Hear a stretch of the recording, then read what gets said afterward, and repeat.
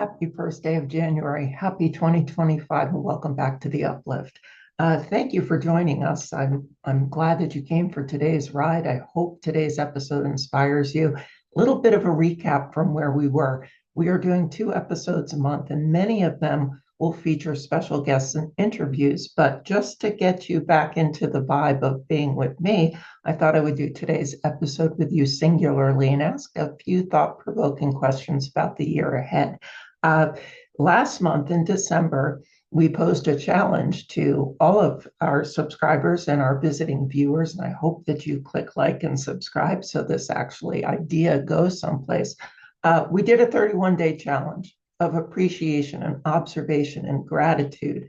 A lot of you brought some friends on the journey along with you, and so many have written to me via text or email about the impact that those 31 days of observation and kindness brought to your awareness and brought appreciation to your heart. But that's not where we need the comments. We need the comments here and this YouTube page under this episode. That's where this community is going to start cross-referencing everyone's experience and feeling like they belong to something that's bigger than just themselves.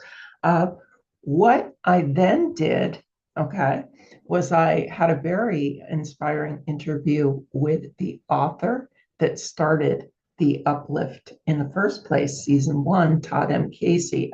He is an author, he is an artist, he is a professor, and he's profoundly deep and intelligent. If anyone has watched that episode with me, Todd and I were talking, we spent quite a deal of time talking about observation, talking about appreciations, talking about being in the moment and recognizing things that are quiet and they're beautiful and that are loving in your life, things that you can get inspiration from, things that you can get appreciation from. If you haven't watched that episode, I highly recommend it. Some of the thoughts that he came across with are absolutely astounding to me and really changed the way that I looked at things from the time that we interviewed going forward.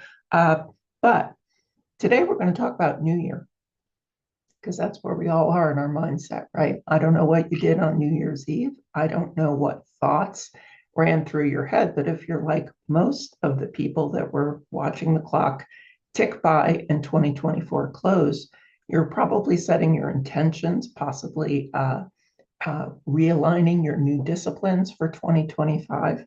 And a lot of them probably had to do with daily disciplines, habits, etc. What I want to talk about today is a little bit deeper and wider spread than that, and I want to challenge you to think about something.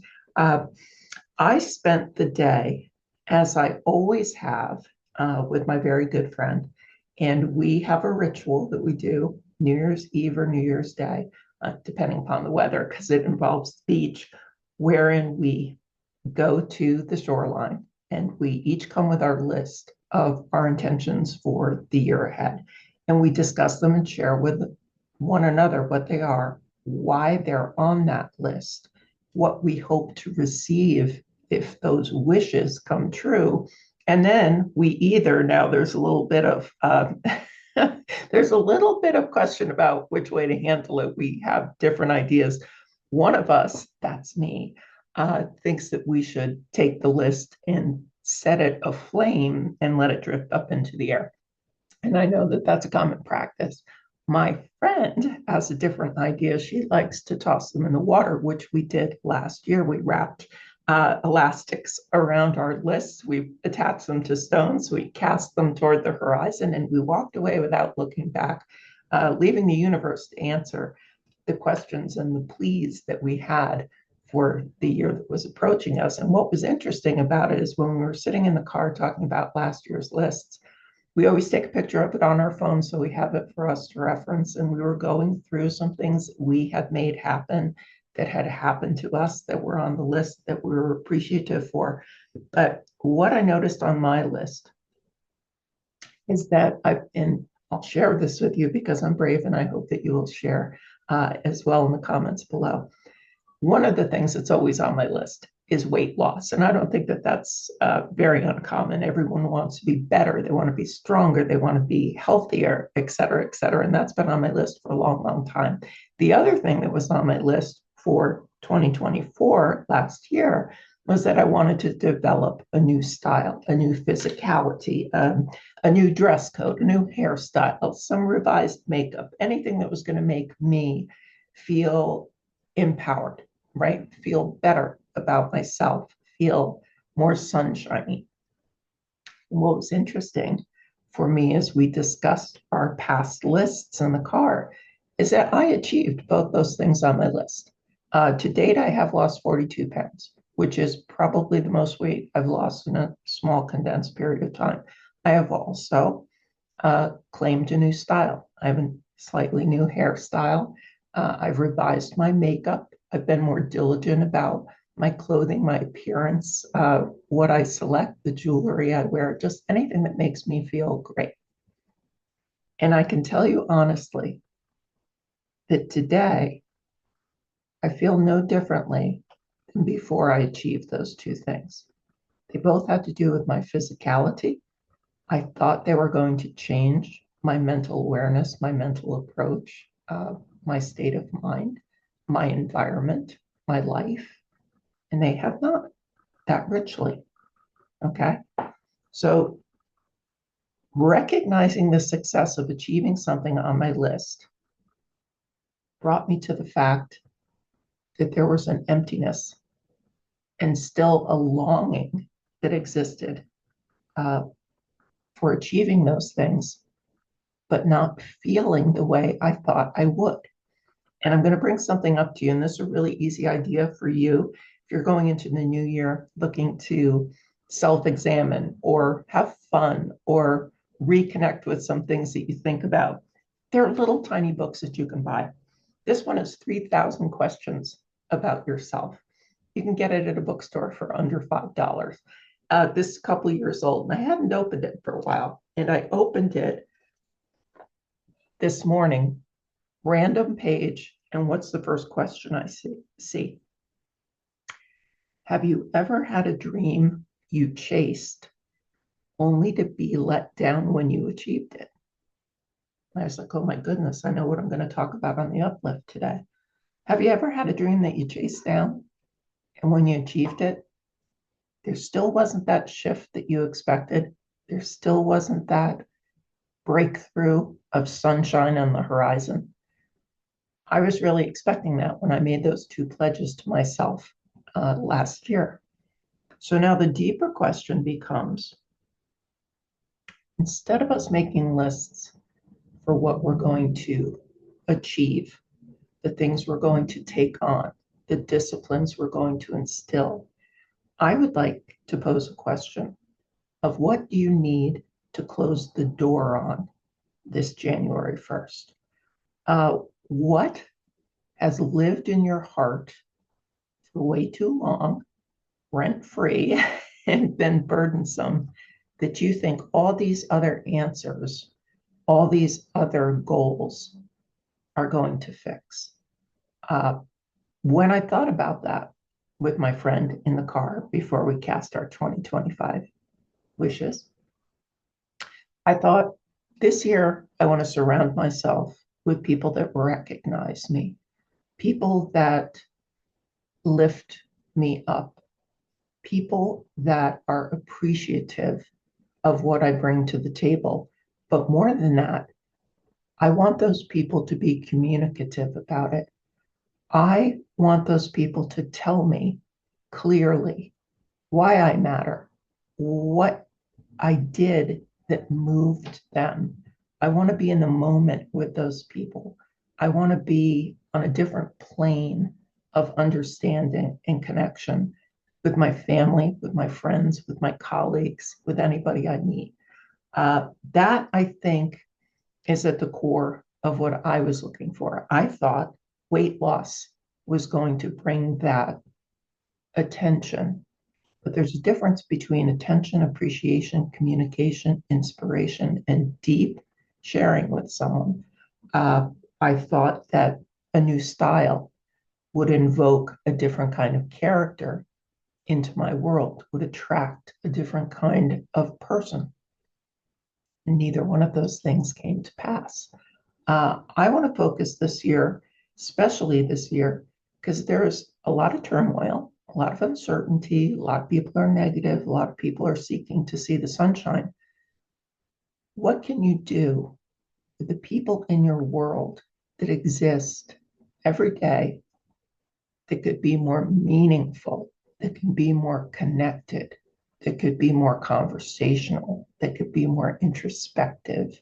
Would you find value in having meaningful conversations on a daily basis with people that you collide with in life? I know I would. I'm at a point in my life where I'm seeking deeper, more meaningful, more honest, more open appreciation, connection, uh, and time. This year, I'm hoping to spend time with the people that I loved. And I started before the new year began. I went to my goddaughter's house and I spent a few hours with her daughter. And we did a Winterland scape so that she could have something dreamy and lit where she lives, to remind her that sometimes when Christmas passes, the dull of the lights, that little glow that we get because it's over and nothing sparkles, nothing glimmers. I wanted that to continue through January for her. So I bought a whole bunch of supplies.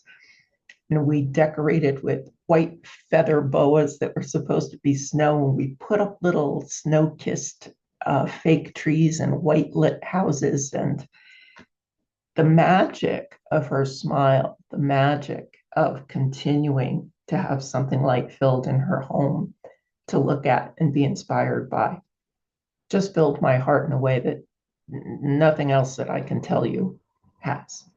I want more of those small experiences day by day. I want more when I help someone at work. I want them to say, you know what? This was so much fun, or this was so thought provoking, and doing this really changed the way something happened for me on the daily.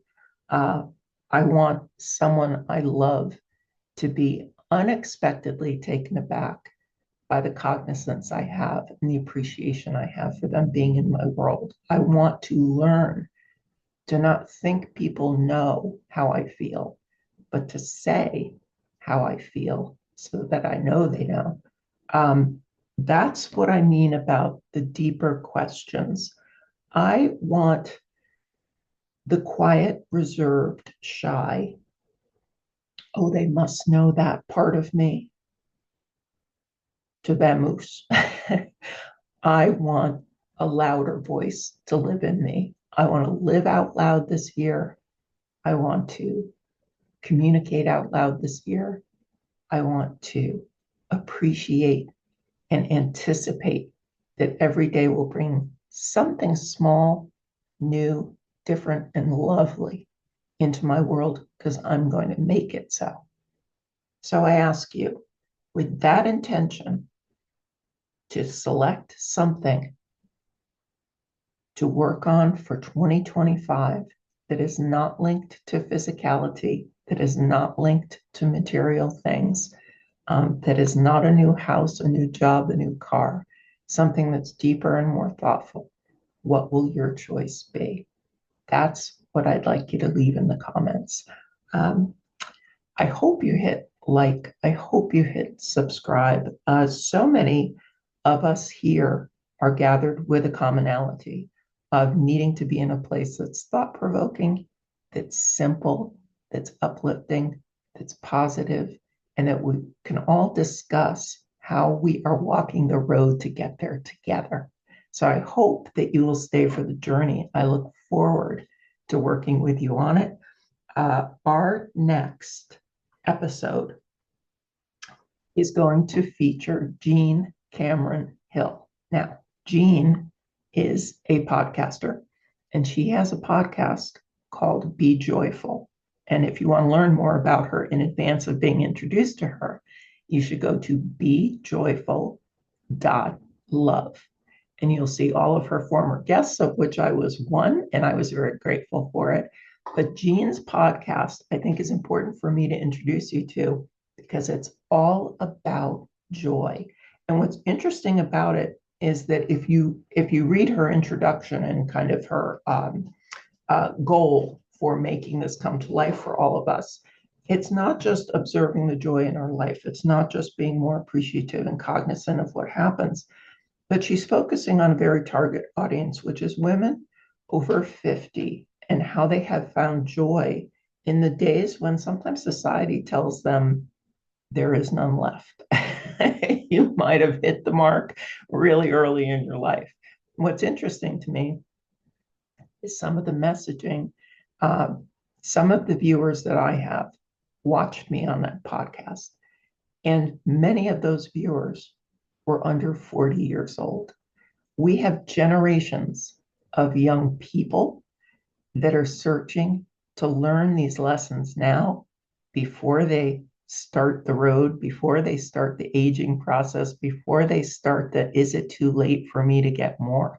And that's what I found really thought-provoking about the theme that Jean's podcast carries, the theme that my podcast carries, and the potential that we all have to commune and make this small space that we find on YouTube thought-provoking and perhaps mindful and changing to our lives on a daily basis together, no matter what our age, no matter what our gender, no matter what our income bracket, no matter what area of the world we call in from.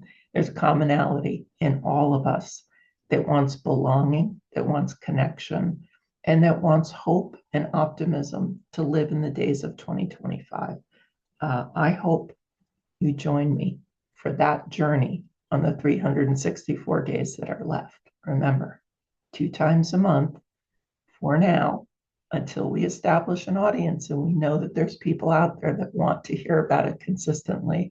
Please bring someone for this ride, connect with a friend, do these thought-provoking exercises together.